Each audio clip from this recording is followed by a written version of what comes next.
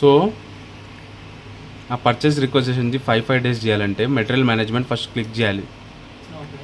దీంట్లో మనం access rights కొడితే యాక్సెస్ రైట్స్ వస్తుంది. క్లిక్ చేసి లోడ్ చేయాలి.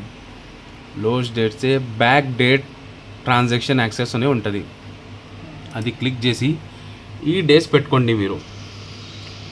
Back date, adjustment 5 days, receipt 5 days, issue return 5 days, issue 5 days, receipt return 10 days, service work purchase order 100 days. తరువాత ఈ settings click చేయండి. సెట్టింగ్స్ క్లిక్ చేసి మాడ్యూల్ అట్రిబ్యూట్స్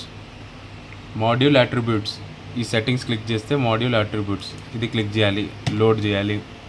ఎంటర్ కొడితే దీంట్లో మనకి ఇన్వెంటరీ ఐఎన్వి అది లోడ్ కొట్టాలి. లోడ్ కొడితే ఇప్పుడు నా దగ్గర ఎస్ చేసుకున్నాను నేను.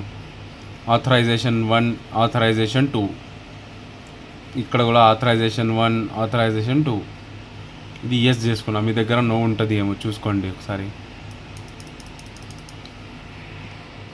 అది క్లోజ్ చేసిన తర్వాత సెటప్ యూజర్ యాక్సెస్లో రావాలి. ఇక్కడ మనం ఏదైనా ఇప్పుడే నేను ఒక షెఫ్కి ఇచ్చిన, రోహన్ అని షెఫ్కి. మెయిల్లో 3 ఉంది కానీ దానికి 2 చేస్తా అంట మళ్ళీ రాసి. మనం 2 ఆథరైజేషన్ లెవెలే ఇవ్వాలి. దీంట్లో మెటీరియల్ మేనేజ్మెంట్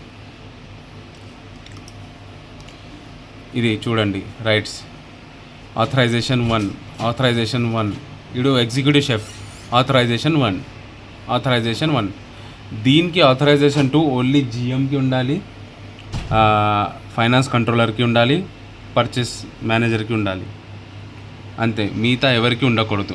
అందరికీ 1 ఉండాలి అంతే.